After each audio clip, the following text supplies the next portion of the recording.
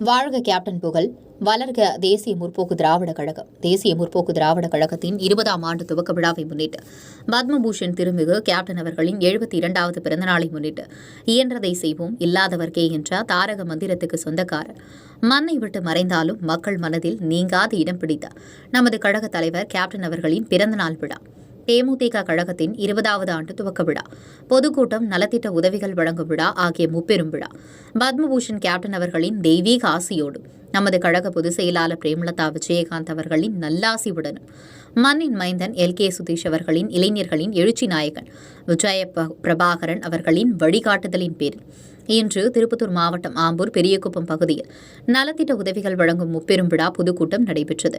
விழாவில் தலைமை மாதனூர் மேற்கு ஒன்றிய கழக செயலாளர் ஜி. ஜான்சன் அவர்கள் வரவேற்பு உரையாற்றினார்கள். திருப்பத்தூர் மாவட்ட கழக தலைவர் ஜி. கண்ணன், தலைமை செயற்குழு உறுப்பினர் பி. வி. சிவசங்கர், மாதனூர் முன்னாள் ஒன்றிய கழக செயலாளர் எம்.எஸ். குமார், முன்னிலை மாவட்ட கழக பொருளாளர் ஐ. ஆஞ்சி, மாவட்ட துணைச் செயலாளர்கள் A. Fayaz Basha, C. S. Saravanan, M. Kuyili, தலைமை பொதுக்குழு உறுப்பினர்கள் L. G. Kesavan, C. Sivakumar, Yelagiri R. Ravi, L. Gunapalan, S. G. Anandababu அவர்கள், ஆம்பூர் நகர கழக செயலாளர் சி. கே. தேவேந்திரன், மாதனூர் மேற்கு ஒன்றிய கழக செயலாளர் ஊராட்சி மன்ற தலைவர் என். நவீன்குமார், மாதனூர் கிழக்கு ஒன்றிய கழக செயலாளர் சி. எம். மணிகண்டன், ஆலங்காயம் மேற்கொண்டு கழக செயலாளர் இ. எம். சரவணகாந்த், ஆலங்காயம் கிழக்கு ஒன்றிய செயலாளர் ஆர். கே. குமார், முரளி ராஜா, ஆம்பூர் முன்னாள் நகர செயலாளர் டி. நாகராஜ், திருப்பத்தூர் முன்னாள் ஒன்றிய செயலாளர் பி. திருநாவுக்கரசு, ஒன்றிய பொருளாளர் எஸ். செல்வம், ஒன்றிய துணைச் செயலாளர்கள் ஜி. மோகன், J. Diwakar, S. Kumaresan, U. Vijayalakshmi, V. Palani, U. Kuppusamy, T. Tamilvendhan, T. Samikannu, G. மோகன், Gayathri, Naveen, K. Ezhilmaran, P. Jayakumar, M. Shankar, Y. Ilayakumar மக்களுக்கு நலத்திட்ட உதவிகள் வழங்கும் சிறப்புரை வழங்கியவர் மாநில கழக அவைத் தலைவர் டாக்டர் இளங்கோவன் அவர்கள். திருப்பத்தூர் மாவட்ட கழக செயலாளர் எம். கே. ஹரிகிருஷ்ணன் அவர்கள் நலத்திட்ட உதவிகள் வழங்கினார்.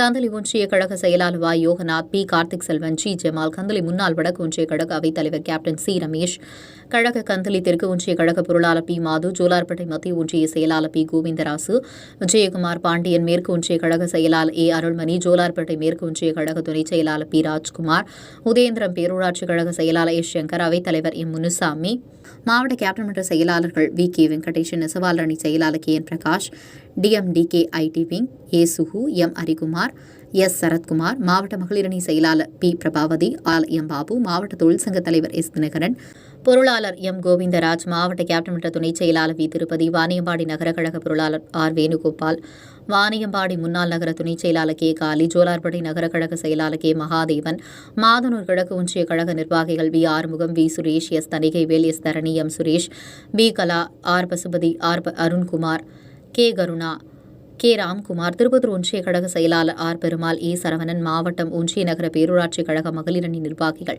கேப்டன் மன்ற நிர்வாகிகள், ஐ.டி. நிர்வாகிகள் என 1000க்கும் மேற்பட்ட பொதுமக்கள், கழக நிர்வாகிகள் கலந்து கொண்டு விழா சீரும் சிறப்புடன் நடைபெற்றது.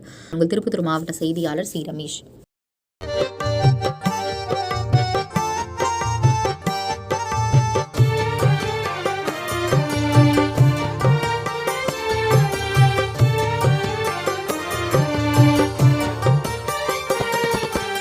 இதயமெல்லாம் நிறைந்திருக்கும் கருப்பு வைரமே, பல குடும்பங்களை வாழ வைத்த அன்பு தெய்வமே. இதயமெல்லாம் நிறைந்திருக்கும் கருப்பு வைரமே, பல குடும்பங்களை வாழ வைத்த அன்பு தெய்வமே. இதயமெல்லாம்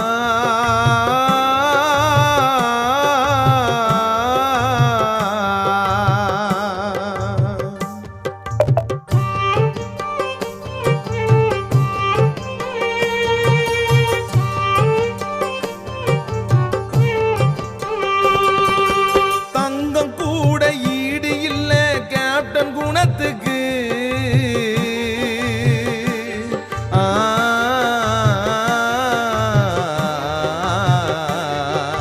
தங்கம் கூட ஈடு இல்ல கேப்டன் குணத்துக்கு. அவர் அளவில்லாத உதவி செய்தார் ஏழை ஜனத்துக்கு. கேப்டன் போல நல்லவங்க இன்னும் பிறக்கல, கேப்டன் போல நல்லவங்க இன்னும் பிறக்கல. அவர் மண்ணுக்குள்ளே மறைந்தாலும் யாரும் மறக்கல, அவர் மண்ணுக்குள்ளே மறைந்தாலும் யாரும் மறக்கல. இதயமெல்லாம்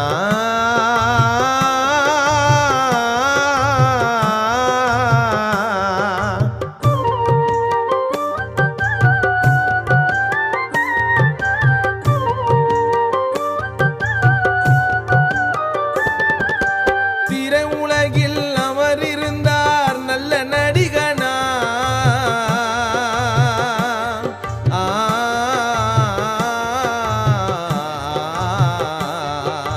திரையுலகில் அவர் இருந்தார் நல்ல நடிகனா. நிஜ உலகத்திலே வாழ்ந்து வந்தார் சிறந்த மனிதனா. செய்தி கேட்டு தமிழ்நாடு துயரம் கொண்டது. செய்தி கேட்டு தமிழ்நாடு துயரம் கொண்டது. இறுதி ஊர்வலத்தில் சென்னை நகரம் ஆட்டம் கண்டது. இறுதி ஊர்வலத்தில் சென்னை நகரம் ஆட்டம் கண்டது. இதயமெல்லாம்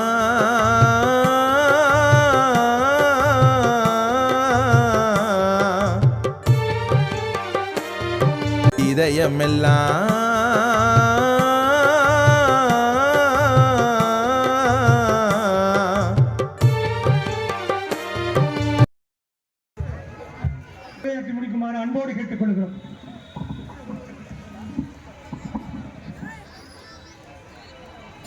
கழக பேச்சாளர்கள் கிருஷ்ணமூர்த்தி அவர்களுக்கு, தலைமை கழக பேச்சாளர் அவர்களுக்கு கொண்டிருத்துக் கொண்டிருக்கின்ற விருத்தாச்சலத்தை தனது தொகுதியாக தேர்ந்தெடுத்து அந்த தொகுதியிலே சுமார் 3 லட்சம் வாக்குகள் வித்தியாசத்திலே வெற்றி பெற்று அன்றைய தினம் சென்னையிலே இருக்கின்ற செய்தியாளர் கோட்டையை, புனித செய்தியாளர் கோட்டையிலே அடியெடுத்து வைத்தது நமது சிங்கம். அதன் பிறகு 2011 அனைத்து இந்திய அண்ணா திராவிட முன்னேற்ற கழகத்தின் கூட்டணியோடு 5 ஆண்டுகளிலே தமிழகத்தின் எதிர்கட்சி தலைவராக அமர்ந்தார் புரட்சிக் கலைஞர் கேப்டன் அவர்கள். அன்றைய தினம் தமிழகத்தின் அந்த சட்டசபையை கலங்கிய ஒரே தலைவர், மாபெரும் தலைவர், தன்மான சிங்கம் புரட்சிக் கலைஞர் கேப்டன் அவர்கள் மட்டும்தான். கூட்டணியில் இருந்து கொண்டு அன்றைக்கு நடைபெற்றுக் கொண்டிருக்கின்ற ஆட்சியினுடைய நடவடிக்கைகள் பிடிக்காமல் முதல் கூட்டத்தொடரிலே பால் விலை உயர்வை ஏற்றினார்கள், பஸ் கட்டண உயர்வை ஏற்றினார்கள். இதை கண்டித்து என்று கூட நினைக்காமல் மக்களுக்காக குரல் கொடுத்த ஒரே தலைவர் ஒப்பந்தத்தில் புரட்சிக் கலைஞர் கேப்டன் அவர்கள் தான்.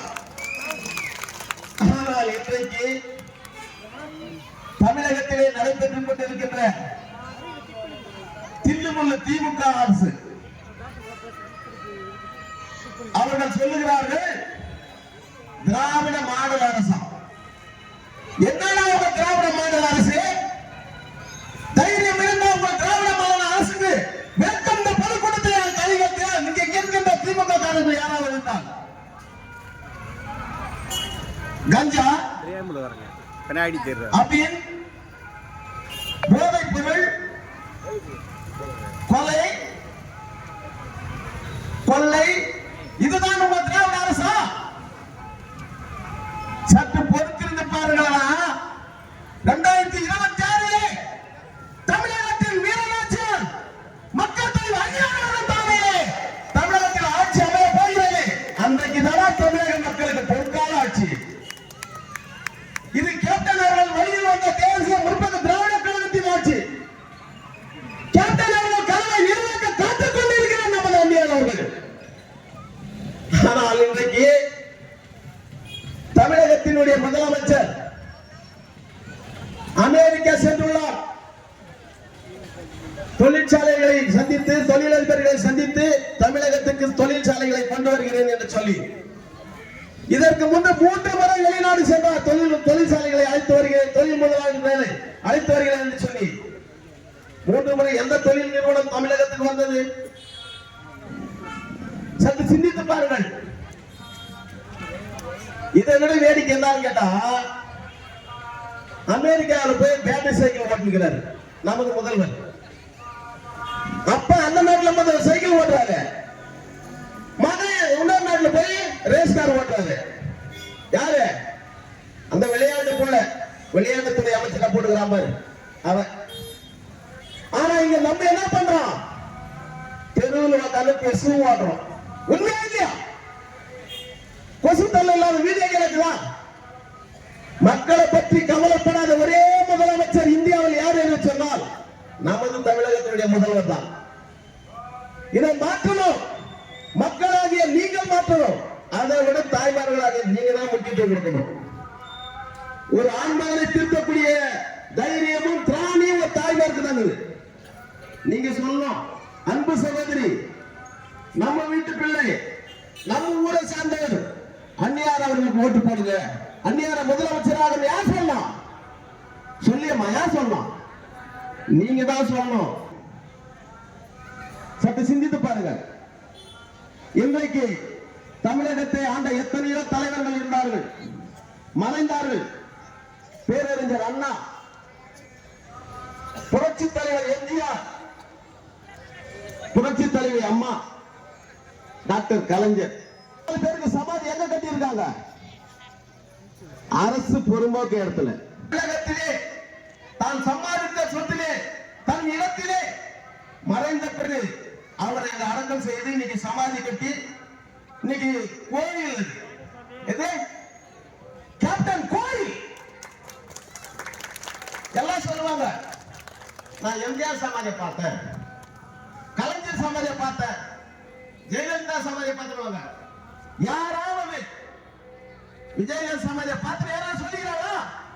கிடையாது. கேப்டன் கோயில் கடவுளியா, மனித கடவுளியா என் தலைவன்.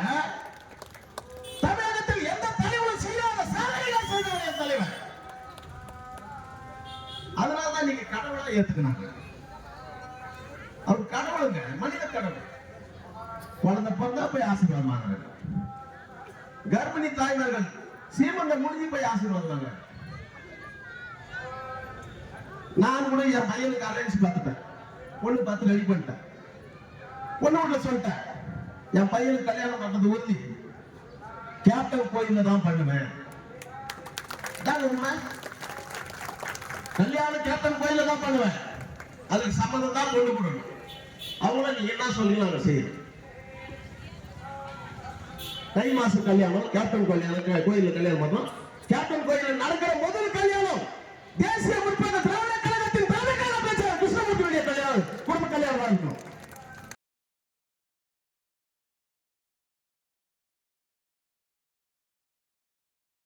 நாசமாய் குட்டிச்சவராகிட்டு போயிடுவாங்க.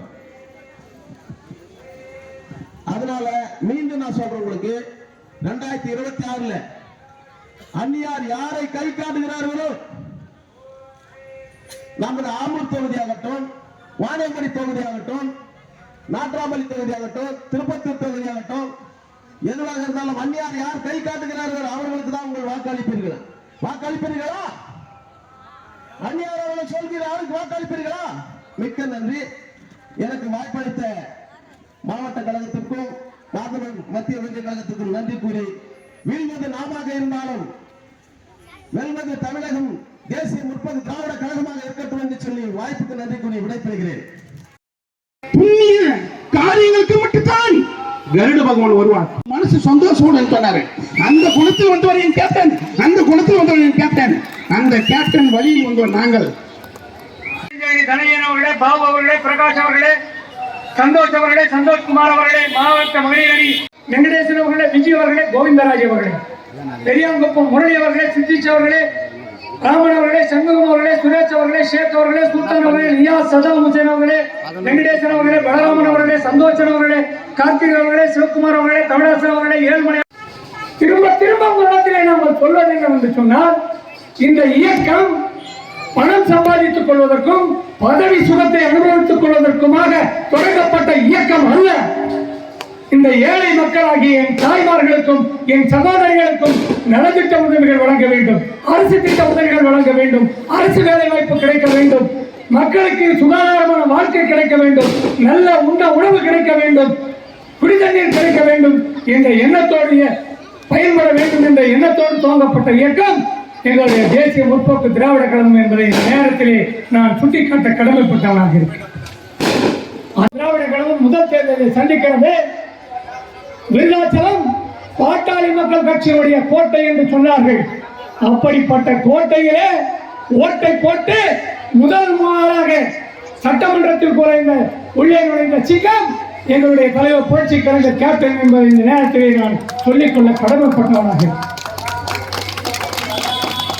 அதற்கும் ஒருபடி மேலே சென்று சொல்ல வேண்டும் என்று சொன்னால், தலைவரிடத்திலே அப்பொழுது இருந்த மாவட்டத்துடைய நிர்வாகங்கள் எல்லாம் சேர்ந்து, மாநில நிர்வாகங்கள் எல்லாம் சேர்ந்து நாம் உள்ளாட்சி மன்ற தேர்தலிலே தனித்து போட்டியிட வேண்டும் என்று கோரிக்கை வைத்தார்கள். தேசிய முற்போக்கு திராவிட கழகம் நிறுவினுடைய நோக்கம் என்ன, அது எதற்காக எல்லோர்களும் விவசாய குடும்பத்திலும் ஏழை பங்காளர்களாக பிறந்தவர்கள் இந்த தேசிய முற்போக்கு திராவிட கழகத்தில் இருந்து கொண்டிருக்கிறார்கள். அவருடைய உழைத்த பணத்தில் தான் நலத்திட்ட உதவிகளையும் வழங்கிக் கொண்டிருக்கிறார். லண்டன், ரஷ்யா, ஜப்பான், சிங்கப்பூர் மருத்துவமனைக்கு சென்று மருத்துவமனை பரிசோதனை செய்து கொள்ள வேண்டும் என்று சொல்லுகிற பொழுது கூட அவர் என்ன சொன்னார் என்று சொன்னால், நான் என்னுடைய உடல்நலத்தை பார்த்துக் கொள்வதற்காக நான் வெளிநாடு. இன்றைக்கு மாநிலத்துடைய கழக அவைத்தலைவராக இருக்கின்ற அருமை அண்ணன் இளங்கோவன் அவர்கள் வெகு தூரத்திலிருந்து எங்கேயோ கன்னியாகுமரியில் இருந்தவர் அல்ல. அவரும் நம்மளை போன்ற ஏழை குடும்பத்தில் பிறந்தவர், பட்டதாரியான டாக்டர். அவர் எந்த இயக்கத்திற்கும் சேராமல், எந்த இயக்கத்திலும் அவர் கட்சியில் இல்லாமல் டாக்டராக இருந்து தன் மருத்துவ பதவியை ராஜினாமா செய்துவிட்டு தலைவரிடத்திலே நேரடியாக வந்து, உங்களை நான் ஏற்றுக்கொள்கிறேன், நான் இந்த இயக்கத்தை தேசிய முற்போக்கு திராவிட கழகத்தில் இருந்து நான் பயணிக்கிறேன் என்று சொல்லி நேரடியாக இயக்கத்திற்கு வந்தவர். உங்களுக்கு எடுத்துக்காட்டாக இன்றைக்கு ஐயா டாக்டர் அவர்கள் இருந்து கொண்டிருக்கிறார்கள். நான் பொய் சொல்லவில்லை. நான் சென்றுவிட்ட நாற்காலியில் அமர்ந்த பிறகு கூட அவரிடத்தில் கேட்டால் இது சத்தியமான உண்மை என்று அவர் சொல்லுவார். அப்படிப்பட்ட ஏழைப்பட்ட நல்லவர்களை தேர்ந்தெடுத்த நல்லவர்களை வழிநடத்திக் கொண்டிருக்கின்ற இயக்கம் உங்களுடைய தேசிய முற்போக்கு திராவிட கழகம் என்பதை இந்த நேரத்தில் நான் பதிவு செய்ய விரும்புகிறேன். விடுதலை சிறுத்தைகள் திமுகவுக்கு கைக்கூலியாக இருக்கிறது, இப்படிப்பட்டெல்லாம் விமர்சனம் செய்து பேசுவார்கள். அப்படிப்பட்ட பேசுகின்ற இயக்கத்தில் சார்ந்தவர்கள் நாங்கள் இல்லை. நாங்கள் என்ன செய்தோம், என்ன செய்ய போகிறோம், இதற்கு பிறகு நீங்கள் என்ன செய்ய வேண்டும், உங்களுக்கு நாங்கள் கைமாறி என்ன செய்ய போகிறோம் என்பதை பற்றி சொல்லுகின்ற தொண்டர்களாக இயக்கமாக இந்த தேசிய முற்போக்கு திராவிட கழகம் என்றும் இருக்கும் என்பதை சொல்லிக்கொள்ள இந்த நேரத்தில் நான் கடமைப்பட்ட. மறைந்துவிட்டார். உலகத்தில் இருக்கின்ற ஒட்டுமொத்த தமிழர்களும் அழுதிருக்கிறார்கள் என்று சொன்னால் அது ஒன்று புரட்சி. இன்றைக்கும் கட்சியை நடத்தி கொண்டிருக்கின்ற மக்களுடைய மனதில் நிறைவாக இருக்கின்ற, நாமெல்லாம் தினம் போற்றுகின்ற வணங்குகின்ற தமிழக மக்களுடைய மாதகுல தலைவியாக இன்றைக்கு தமிழகம் தோறும் தேசிய முற்போக்கு திராவிட கழகத்தினுடைய கொள்கைகளை இந்த தமிழ்நாட்டு மக்களுடைய கஷ்டங்களை நஷ்டங்களை எடுத்துரைத்ததற்கு சரியாக அரசாங்கத்துக்கு வழிகாட்டி கொண்டிருக்கின்ற அருமைக்குரிய கழகத்தினுடைய பொதுச் செயலாளர், நம் பாசத்துக்குரிய அந்நியார் அவர்களை வணங்கி இந்த முப்பெரும் விழா பொதுக்கூட்டத்திற்கு கழகத்தினுடைய 20ஆம் ஆண்டு துவக்க விழா பத்மபூஷன் வழங்கி எங்கோ பிறந்து எங்கோ வளர்ந்து இந்த தமிழருக்காக நாள்தோறும் உழைத்து மறைந்த கேப்டன் அவர்கள் பெற்ற பத்மபூஷன் விருதுகளுக்கு அதற்கு பாராட்டு விழாவும் கொண்டிருக்கின்ற இடத்தில் தான் என்னுடைய மகனை அவருடைய திருமணத்தை நான் நடத்த தயார், பெண் கொடுப்பவர்கள் நீங்கள் நடத்த தயாரா? அப்படி என்றால் இந்த திருமணத்தை நடத்தலாம், இல்லை என்றால் திருமணம் என்பதற்கு தேவையில்லை. யார் சொன்னது? கேப்டனுடைய சீரன். கேப்டனை இன்றைக்கும் தெய்வமாக வழங்குகின்ற, என்றைக்கும் தெய்வமாக வழங்குகின்ற கேப்டனுடைய அருமைக்குரிய தம்பி கிருஷ்ணமூர்த்தி அவர்கள் சொன்னார், யாருக்காவது அந்த துணிவு உண்டா?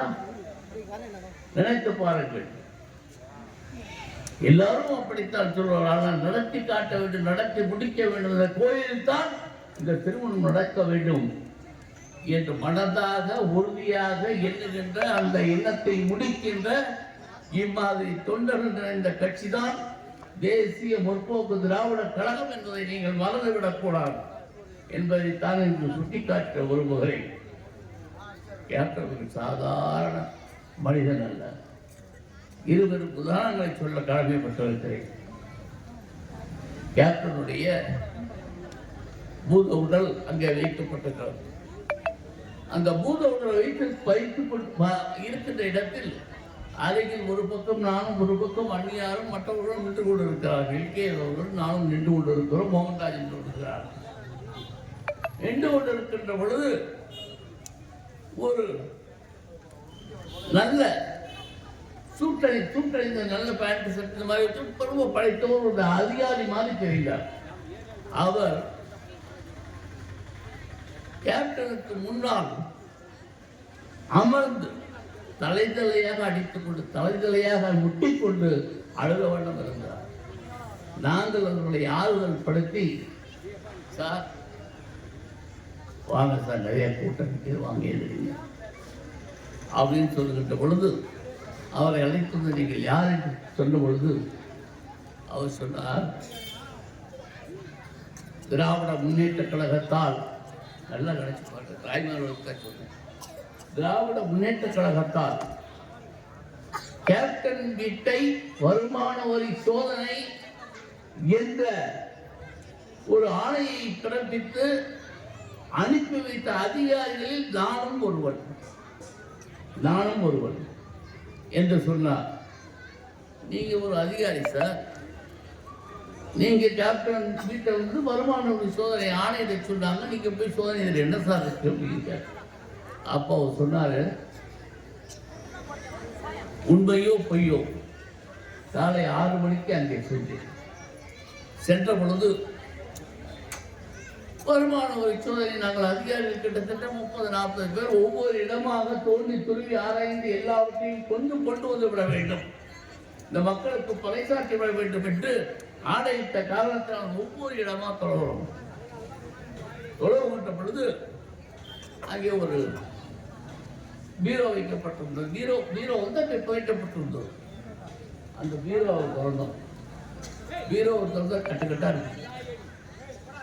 தம்பி கட்டுக்கட்டாது. ஆஹா, திராவிட முன்னேற்ற கழகம் சொல்வது உண்மைதானா என்பதற்காக அந்த கட்டுகளை கம்ப்ளீட்டாக எடுத்து பார்த்தால் அத்தனையும் கடிதங்களாக இருந்தது. நாங்கள் நோட்டுகளாக இருந்தது, ஆனால் அத்தனையும் கடிதங்களாக இருந்தது. அந்த கடிதத்தை பிரித்து பார்க்கின்ற பொழுது ஆயிரக்கணக்கான கடிதங்கள் நன்றி நன்றி நன்றி என்று தங்களுடைய உணர்வுகளை இந்த கடிதத்தில் பிடித்து நன்றிப்பட்ட கடனாக அந்த கடிதங்களை பார்த்து இருந்த பொழுது நான் அந்நியார்கள் நின்று கொண்டிருந்தார்கள். அப்பொழுது அவர் அந்நியாருக்கு சொல்லவில்லை, அப்பொழுது பிரேமலதான் சொன்னார்கள். சொன்ன பொழுது ஒரு சொம்பு தண்ணி கொடுங்கன்னு கேட்டேன். எங்களது வழக்கு என்னன்னா, இன்கம் டேக்ஸ் ரைடு போகிறப்ப அவங்க எது கொடுத்தாலும் சாப்பிடக்கூடாது. ஒரு தண்ணி தவிக்கிறது நாங்கள் தான் தண்ணி கொடுக்கணும், காஃபி நாங்கள் தான் வெளியிலிருந்து குடிச்சிட்டு வரணும். அந்த அளவுக்கு ஸ்ட்ரிக்டாக அந்த வருமான வரி சோதனை நடத்தும். ஆனாலும் எது நடந்தாலும் பரவாயில்லை, ஒரு சொம்பு தண்ணி கொடுக்கணும்னு கேட்டேன். அவங்க ஒரு சொம்பு தண்ணியில் கொண்டு கொடுத்தோன்னே நான் என்ன செஞ்சேன் தெரியுமா? யாரும் முடித்து பார்க்காத அளவுக்கு நான் இல்லை, அந்த வருமான வரி சோதனை அதிகாரி நிலக்கதவு வாசக்கதவர்கள் அந்த வாசக்கதவை கழுவி அதை தொட்டு கும்பிட்டு, விஜயகாந்த் அவர்களை நான் மிகப்பெரிய தவறு செய்துவிட்டு நான் வந்திருக்கக்கூடாது, உங்களை பற்றி முழுதாக அறிந்தவன் நான். நீங்கள் கொடுத்தீங்களே ஸ்காலர்ஷிப் அந்த காலத்தில் அடிக்கிற பொழுது ஸ்காலர்ஷிப்பில் படித்து ஏழையாகிய நான் இன்றைக்கு வருமான வரி சோதனை அதிகாரியாக இருக்கிறேன். நீங்க கொடுத்த அறிவு, நீங்க கொடுத்த சொத்து, நீங்கள் எனக்கு அளித்த உதவி, அதுக்கு நான் வந்துடக்கூடாது. அதற்காக கங்கையில் போய் முழுகினாலும் இந்த பாவம் தீராது. அருமைக்குரிய உங்களுடைய துறையார் கையில் அந்த சொம்பு தன்னை வாங்கி விதியை மீறி நான் கழுவி கும்பிட்டு விட்டு வந்தேன். அதைத்தான் நினைத்து பார்த்தேன்.